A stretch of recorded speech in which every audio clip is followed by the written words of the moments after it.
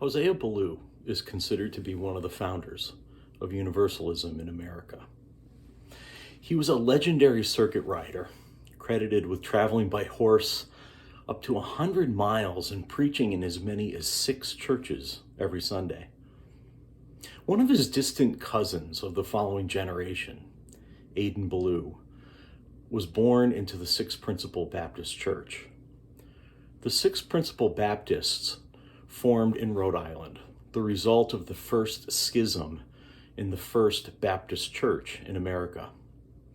They were called an Armenian sect, holding more to the traditions of the Jews than with the Trinity of the mainline Baptist fold. Rather than immersion in water, laying on of hands was their rite of baptism and the most important distinguishing feature for them. So they didn't communicate with other Baptists. Aidan Ballou, like many people of his time, spent a lot of time thinking about theology. I guess you could say he was pretty obsessive about it.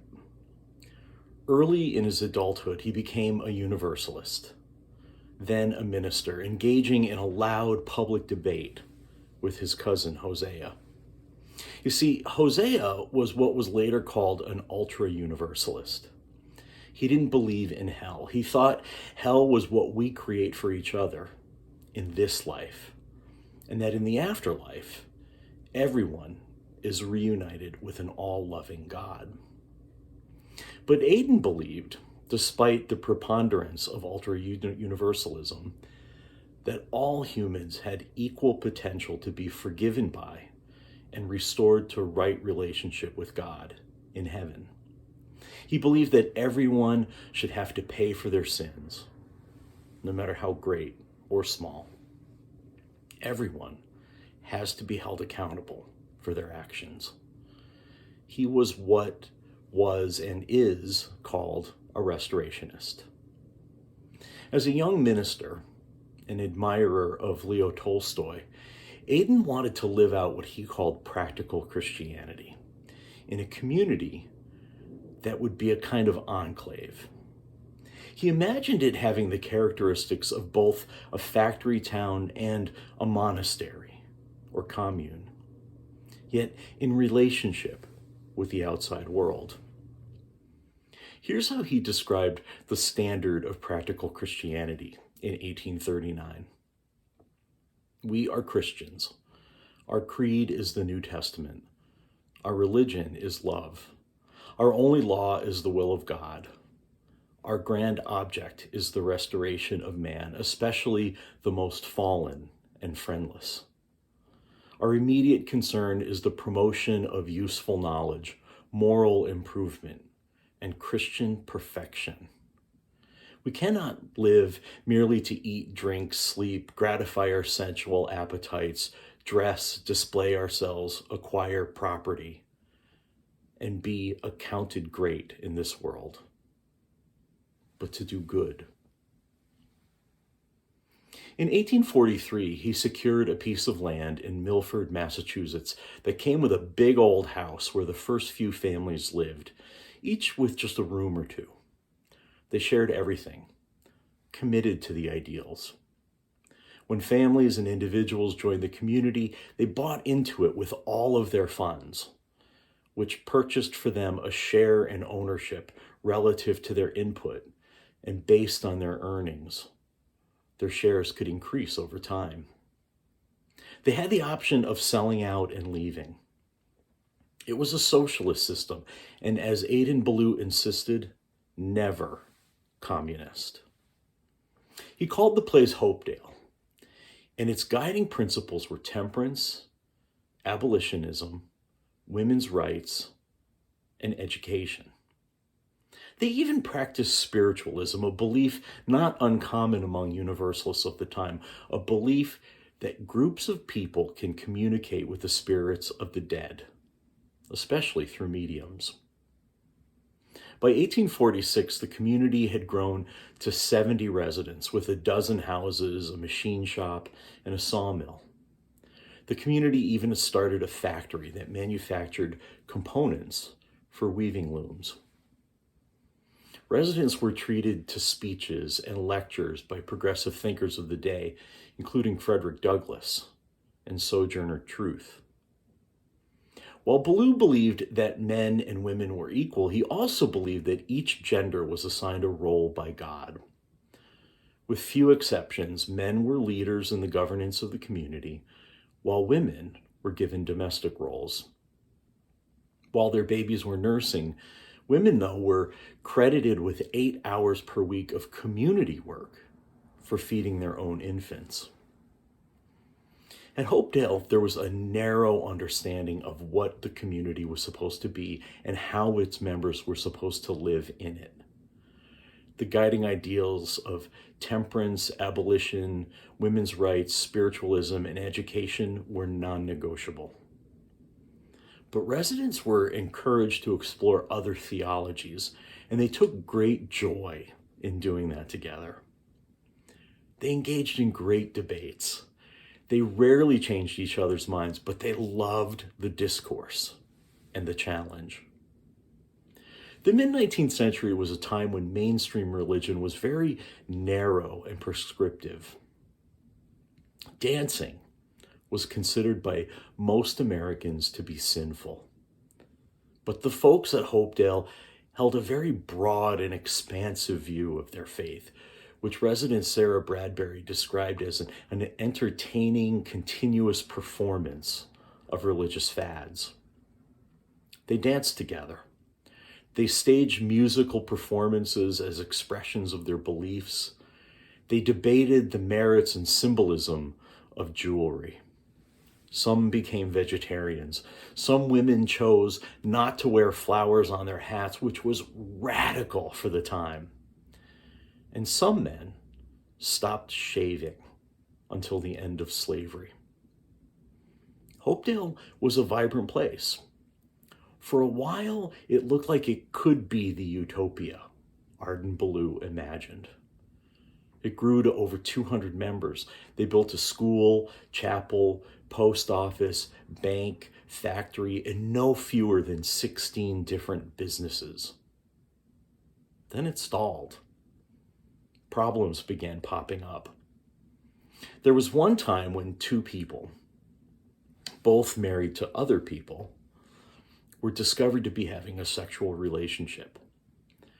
At the request of the man's wife, they were investigated and tried. They claimed they were simply practicing free love. Abby Price, who was one of the highest-ranking women in the community leadership, was accused of turning a blind eye to the affair. The result was that they adopted strict chastity rules. Free love would not be tolerated. And there were a few other things that were not tolerated. Irrational faith, terrorism, spasmodic emotionality, superstitious pietism, and sanctimonious cant. For things to be expressly forbidden, you know they had to be happening. 14 years after its founding, Hopedale went bankrupt and was converted into an actual factory community where textiles were made. While it reached the goal of having all the necessities of village life, Hopedale simply couldn't fund itself. Its two biggest financiers, brothers Ebenezer and George Draper, thought the debt was too great to support. So they withdrew their funding and ultimately ended up owning and running the textile company and nearly all of the buildings. It became just a factory town, like hundreds of other factory towns in the country, but with a history of nurturing intellect and spirit, but without a corporate commitment to either. Arden Ballou knew the failure wasn't just about money. He called it a moral and spiritual failure. He thought the majority of the residents didn't have strong enough Christian ideals of human society to survive.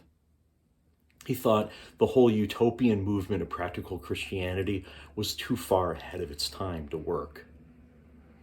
But the people who lived there, including Sarah Bradbury, saw it differently. Their lifestyle, they thought, was too different from the outside world to draw in enough people to create critical mass. It was too demanding, too improbable. Through all the growth, debates, trials, and proclamations, the growth, stagnation, and death of the community, Aidan Ballou remained an obsessive seeker. He became a Unitarian, attracted to the commitments of the abolition of slavery and the commitment to reason and non-creedalism. The more time he spent in Hopedale and Milford, the more Unitarian he became. The realities of life in community brought him into contact with lots of different beliefs and real-world problems that couldn't be solved with a one-size-fits-all theological stance. He became less dogmatic and otherworldly, more pragmatic and this-worldly.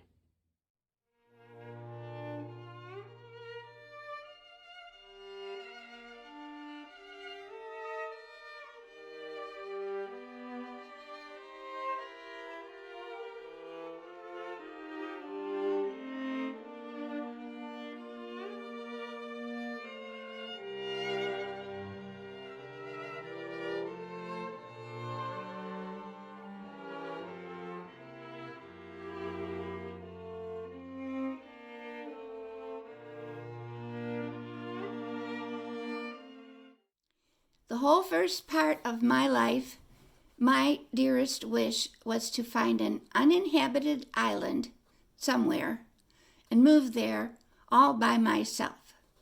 That's it, my whole community of one. I so needed to not be needed, to not have to deal with anyone else's drama. That's what I wanted, no drama. I thought I could finally be happy if I was all by myself. I'm not really sure when that changed. Maybe when my son was born, or maybe before that when my mom died when I was 32. Nowadays, community is exactly what I have. A small house, a few neighbors with whom I exchange pleasantries, some good friends, my church community, my brothers, their wives, their children, my relatives in the greater community. I almost forgot to mention my son and his family, and my cat. I am thoroughly content for the first time in my whole life. And my dearest wish came true, though I did not recognize it as that at the time. Now there is no drama.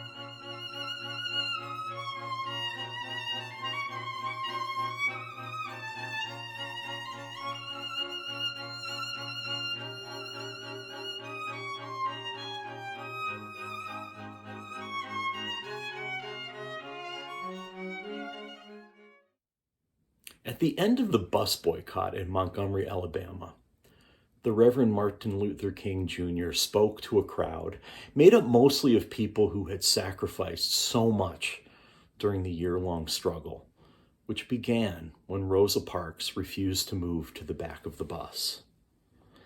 He said, "Our ultimate end must be reconciliation. The end must be redemption. The end must be the creation of the beloved community. We have before us the glorious opportunity to inject a new dimension of love into the veins of our civilization. The type of love I stress here is not eros, a sort of aesthetic or romantic love, not philia, a sort of reciprocal love between personal friends, but it is agape, which is understanding goodwill for all. It begins by loving others for their sakes and makes no distinction between a friend and an enemy. It is directed toward both. It is this type of spirit and this type of love that can transform opposers into friends." Beloved community. It was a phrase that was new to most Americans at the time, but the idea wasn't new. The expression was coined a half-century earlier by philosopher and theologian Josiah Royce, who was also known for his writings on math and logic. He was a professor of W.E.B. Du Bois and an influential colleague of both Bertrand Russell and Alfred North Whitehead. Royce, along with 67 other public figures, including Unitarian activist Jane Addams, founded the Fellowship of Reconciliation. Reconciliation, the art of making harmony where discord once existed, is a cornerstone of creating beloved community. Royce's whole professional life was committed to developing what philosophers would call a post-Kantian idealism. I could share with you the whole arc of his theological development, but I'll just say this. It all bends toward idealism, best summarized in one quote. Human life, taken merely as it flows, plunges down the mountain of youth and sinks into the deserts of age. He believed that humans, in order to have meaningful lives, must go beyond adhering to conventional morals. We must have the will to make meaning and to act on that will. He called on us to find a cause greater than ourselves and to serve that cause. He said we have to act upon our responsibility to one another. For him, beloved community was an expression of an ideal, made of individuals dedicated to loyalty, truth, and reality. Beloved community for Josiah Royce wasn't some pie-in-the-sky dream. He understood that we don't get to choose the people we are in community with. He understood that a community is more than any one person, more than even the sum of all the individuals that make it up. Community is its own organism, with its own life and its own character that can be slowly formed and changed with shared effort. Even though no one person within a community can ever be perfect, it is possible for beloved community to reach the ideal, or at least keep moving slowly toward it. Royce influenced the greatest thinkers of the early 20th century, but the average American never heard of him. It took the charismatic Reverend King to popularize the expression beloved community, and his whole method of operation was based on Mohandas K. Gandhi's teaching on nonviolence. So the ideal of beloved community was popularized by a black man of peace, standing up against what he called the triple evils: poverty, racism, and militarism. For him, the phrase beloved community was a kind of shorthand to describe a way of transforming people and relationships and creating communities grounded in reconciliation, friendship, inclusion, and human dignity. Reverend King believed that there's nothing new about poverty, but that now we have the resources to eradicate it. Reverend King believed that racism is a philosophy based on a contempt for life, an arrogant assertion that one race is the center of value and object of devotion. Reverend King believed that a nation that continues year after year to spend more money on military defense than on programs of social uplift is approaching spiritual death. He didn't think that beloved community would come about simply because enough people wanted it. Ending the self-feeding cycle of the triple evils would require a methodology, 6 steps of nonviolent social change. Social change, Reverend King said, requires information gathering, understanding all aspects of an issue, becoming an expert on your own position and your opponent's position with honesty and integrity. Social change, Reverend King said, requires education, which in 2021, I understand is finding a shared language, a shared narrative, rather than facts and alternative facts. Social change, Reverend King said, requires personal commitment to spiritual, philosophical, and political beliefs and practices that nurture justice and equity. Social change, Reverend King said, requires negotiation, using grace, humor, and intelligence to confront injustice. Social change, Reverend King said, requires direct action, using and engaging creative tension in any situation to delve into the conflict until there's resolution. Social change, Reverend King said, requires reconciliation, and to remember that nonviolence is directed against systems of oppression, not individuals. Each act of reconciliation, each act of making harmony where discord once existed, is one step closer to the ideal of beloved community. The King Center in Atlanta, founded by Coretta Scott King, says, the beloved community was not a lofty utopian goal to be confused with the rapturous image of the peaceable kingdom, in which lions and lambs coexist in idyllic harmony. Rather, the beloved community was for him a realistic, achievable goal that could be attained by a critical mass of people committed to and trained in the philosophy and methods of nonviolence. I guess that's the difference between an ideal like beloved community and a utopian enclave like Hopedale. Hopedale, even though its founder and members sought to engage with the outside world, was still separate from that outside world. Their attitude seemed to be, we believe that our values will save us, and you're welcome to join us. But utopia never really exists. Sure, you may see a lion lying down with a lamb or some other cute creature, but all lions will not suddenly cease to be predators. In order to create real and lasting social change, humans need systems of commitment and accountability, rooted in the belief that all of our futures are bound up together. Utopian communities start off small. Sometimes they hope to become global, but often, in practice, they seek to stay small. But beloved community is global. It includes everyone. It's a matter of accompanying everyone until they see they are already part of it. Beloved community is not closed off or separate. It includes the whole world.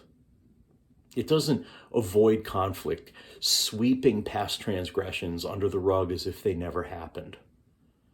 Beloved community engages in conflict. To commit oneself to the ideal of beloved community is to understand that it will never really exist in totality. There are billions of people on the planet, and so billions of steps to take toward it. And each step is that much closer to the goal, making it just a bit better for future generations. As Josiah Royce and Reverend King knew, we don't get to choose the members of our community. We don't have the option of retreating from them. Like it or not, we have a relationship with every member of every community we're part of, on hyper-local scales and on a global scale. We can only choose to be in right relationship or to continue in broken relationship. We're living in a time of broken relationships, where the extreme of our beliefs about what is true and right and good are so different, we seem to be speaking different languages. People on both sides are calling for healing and unity, reconciliation. We have a choice now.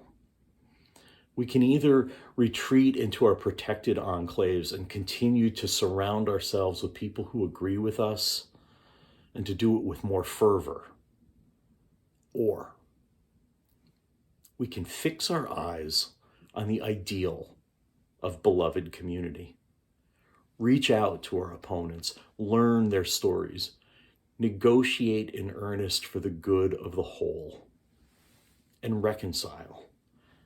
Not by forgetting what has happened in the service of building power for the few, but in facing it, naming it, holding each other accountable, diving into the conflict and using its tension creatively, committed to the idea that we are all in this.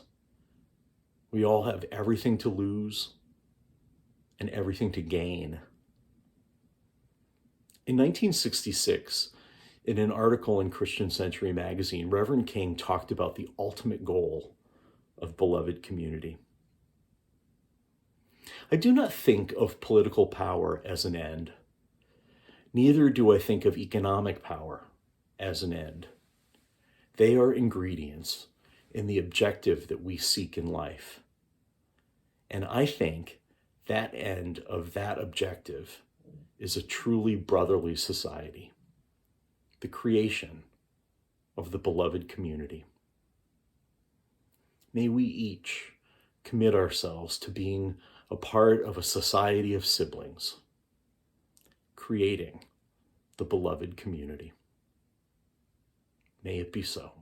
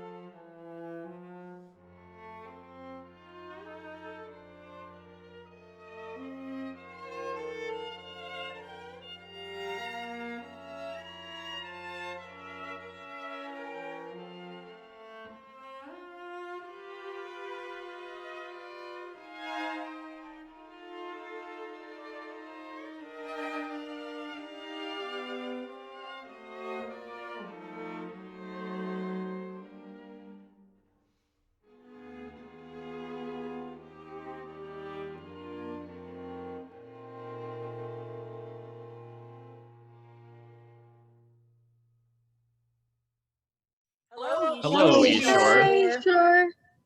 We are your search committee, and we are charged with finding our next minister. You all elected Maggie Calkins, Jared Hammond, Nancy Tozer, and Minna Zilch. Our board-appointed people are Karen Biggin, Ben Katowski, and Maura McGovern. And Ian Griffiths and Diana Jackson are giving continuity from the Committee on Ministry and the board. UUA staff, Renee Rohatsky and Christine Purcell, are guiding our search. We've been advised by the UUA, our board, and our Committee on Ministry to pursue a 3/4 time developmental minister to start August 1st of this year. Our goal is to complete East Shore's online profile before February 14th and publish it to all credentialed UU ministers and ministerial candidates who obtain permission from the UUA credentialing director. Then, interested candidates contact us, and the virtual interviews begin. It looks like there are about 3 times as many candidates as there are openings, so that bodes well for Eashore. We'll keep you posted, and thank you for your support. Bye, everybody. The Hopedale utopian community lasted 14 years. As people joined and moved in, they hitched their wagons to everyone else's by contributing all their wealth to the community chest. It wasn't communism. They weren't relinquishing control over their lives to the leaders. It was more like a co-op. They were buying their shares, and when they left, they got their share of the equity. There was a little bit of speculation in the commitment and a whole lot of faith that it would succeed. Can you imagine being part of something like that? I can't, and I sure can't imagine asking newcomers to sign over their whole net worth in order to belong, to share a utopian vision. Thank goodness we at Eashore exist in the model of building beloved community, seeking reconciliation, friendship, inclusion, and human dignity for all. Sure, it's a bigger project with more responsibility, but it's a lot less scary financially. We do, of course, still have to support this institution for it to exist and serve our mission to love, revere, discover, and connect. So please, if you're a member of Eashore, send in your check to fulfill your pledge of support. And if you're new to Eashore, please consider giving what you can to support our mission and our work in the world. Thank you for being here with us today.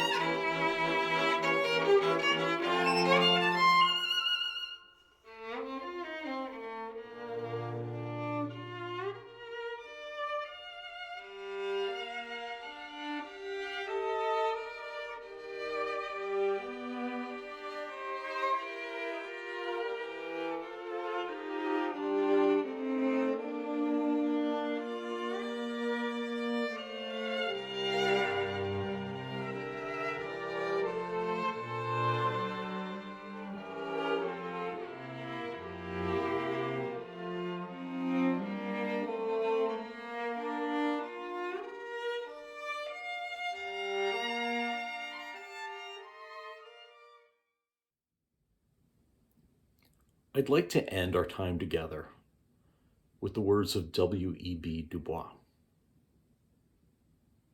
Now is the accepted time.